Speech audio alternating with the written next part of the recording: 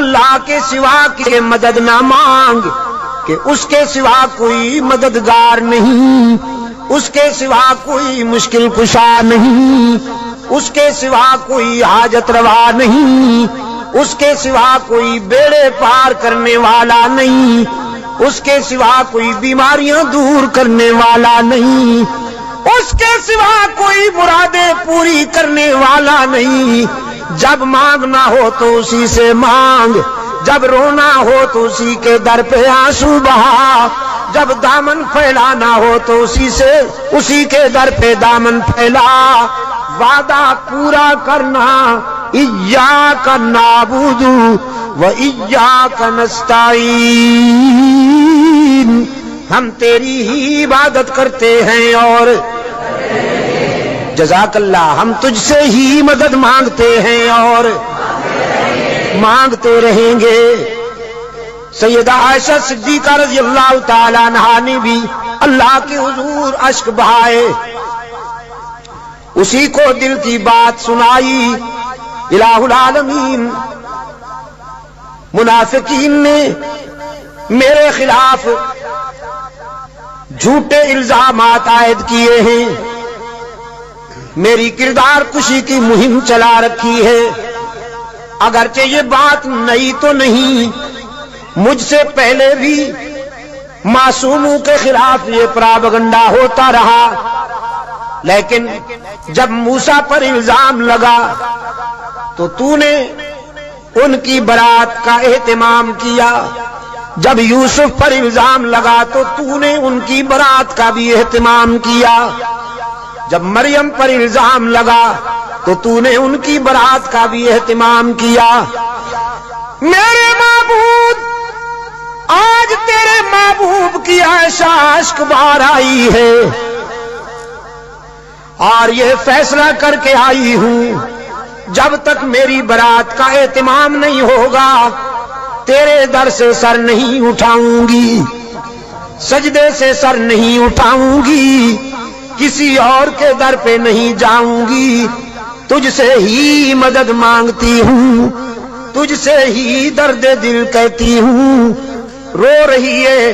سیدہ عائشہ صدیقہ رضی اللہ تعالی عنہا، کس کے آگے؟ اسی کے آگے رویا کرو، اسی کے آگے اشک بہایا کرو، اسی کے حضور دامن پھیلایا کرو، ساری امیدیں اسی سے وابستہ کیا کرو کہ اس کے سوا دامن بھرنے والا کوئی نہیں، دامن خالی کرنے والے بہت، بھرنے والا کون؟ دامن خالی کرنے والے بہت۔ بیٹھے ہوئے ہیں فنکار،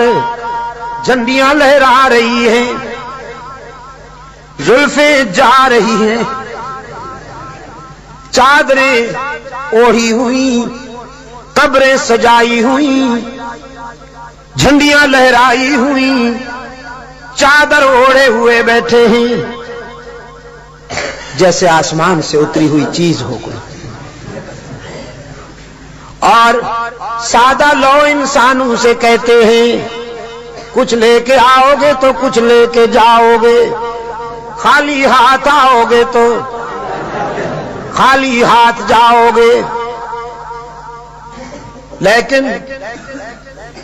اس کے در رحمت سے صدا آتی ہے کچھ نہ لے کے آؤ، سب کچھ لے کے جاؤ، خالی ہاتھ آؤ، دامن بھر کے جاؤ۔ قال ربکم ادعونی استجب لکم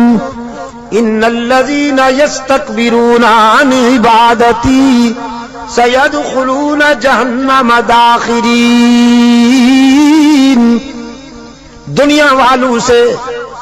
مانگا جائے تو ناراض ہوتے ہیں، نہ مانگا جائے تو خوش ہوتے ہیں، لیکن یہ داتا وہ ہے کہ یہ مانگنے والوں سے خوش ہوتا ہے، نہ مانگنے والوں سے ناراض ہوتا ہے۔ ان الذین یستکبرون عن عبادتی، یہاں مفسرین نے لکھا ہے عبادتی سے مراد ہے جو مجھے پکارنے میں گریز کرتے ہیں، کیونکہ پکارنا عبادت ہے، پکارنا پیرا مدد کر،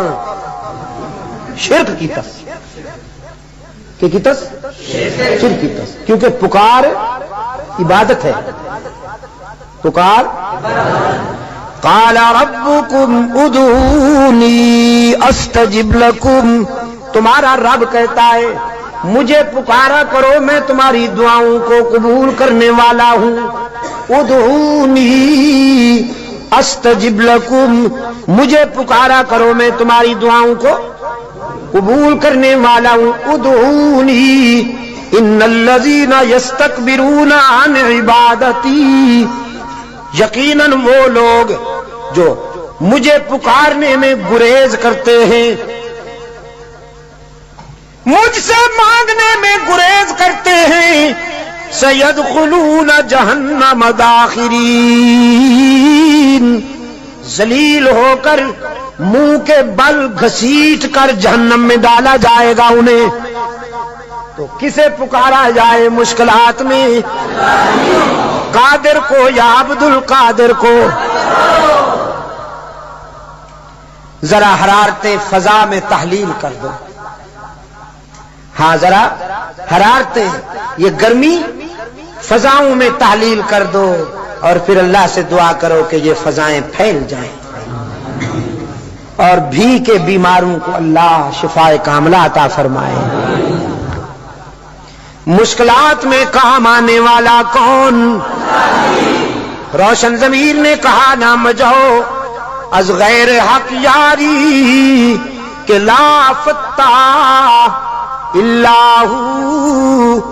یقیدانم دری عالم، کہ لا مسجود اللہ ولا معبود فی الکونین لا موجود اللہ، کوئی مانے یا نہ مانے لیکن میرا تو ایمان ہے کہ اس کے سوا پوری کائنات میں کوئی مسجود نہیں، اس کے سوا پوری کائنات میں کوئی مسجود، نبی مسجود، رسول مسجود، تو پھر کاماں والی سرکار کیسے مسجود ہو گئی؟ سبحان اللہ۔ قرآن کریم میں جگہ جگہ پر فکر انسانی کو متوجہ کیا گیا ہے کہ نیاز مندیاں، اپنی زمین کی نیاز مندیاں اللہ کے لیے وقف کرنی ہوں گی۔ فرمایا لعن اللہ